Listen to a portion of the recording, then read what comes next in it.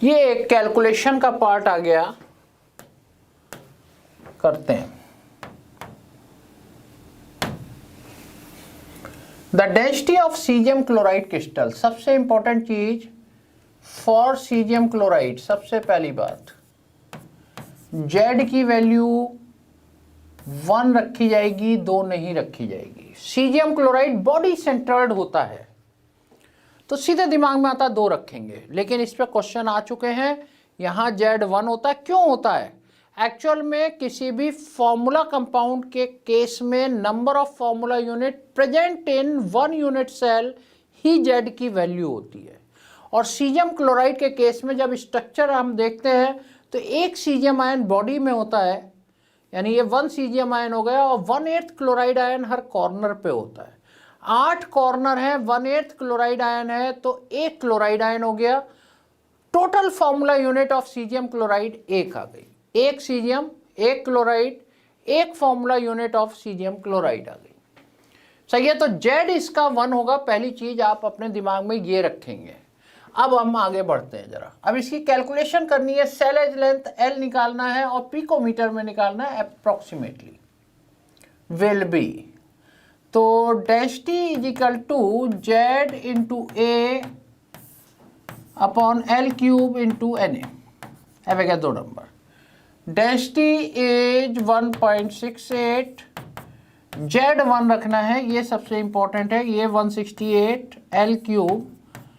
इसको रफली 6 इंटू 10⁻23, क्योंकि अप्रोक्सीमेटली की बात कर रहे हैं तो पूरा नहीं लिखते, 6.02 ना, बड़ा वैसा हो जाएगा।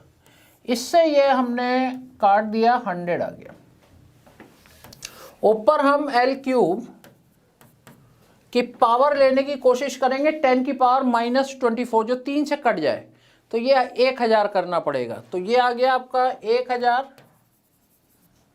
अपॉन 6 इंटू 10⁻⁻24, जिससे कि क्यूब रूट लेने में आसानी हो। L is equal to cube root of 166.67 into 10⁻⁻24, right. और इसका तो निकल के आ जाएगा क्यूब रूट 10⁻⁻8। अब इसका क्या करें? देखिए क्या है बेटा कि अगर मैं 125 को देखता हूं तो इसका क्यूब रूट 5 होता है, और 216 देखता हूं तो 6 होता है। 6 इंटू 6 इंटू 6 216 होता है। आप देखिए ये वैल्यू 166.67 इसके बीच में आ गई, करीब 5.5 हो जाएगा, करीब करीब बीच में आ गई। तो ये क्या हो जाएगा? 5.5 हो जाएगा। तो यहां रख देते हैं 5.5, और ये काम हमारा सेंटीमीटर में हो रहा है। पिकोमीटर बनाने के लिए मुझे 10⁻⁻10 सेंटीमीटर 1 पिकोमीटर के बराबर होता है।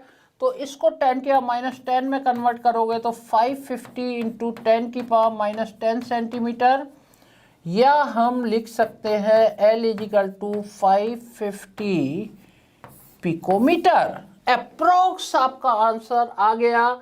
450 हो नहीं सकता, इससे छोटा थोड़ी ना हो जाएगा, इन दोनों के बीच में होगा, इन दोनों के बीच में यही आ रहा है 550 हो गया अप्रोक्सीमेटली, और कोई है ही नहीं। तो इंपॉर्टेंट चीज क्या थी कि Z को हमें 1 रखना है, और अप्रोक्स कैलकुलेशन कैसे करनी है। अप्रोक्स कैलकुलेशन कैसे करनी है? पावर को पहले ऐसी पावर में कन्वर्ट कर लिया करो क्यूब रूट लेते समय जो 3 से डिवाइड हो जाए, भले ही इधर 0 बढ़ाने पड़ जाए। इधर हमने 1 0 बढ़ाया, उधर 10⁻⁻1 पावर और बढ़ा दी, 10⁻⁻24 कर दिया।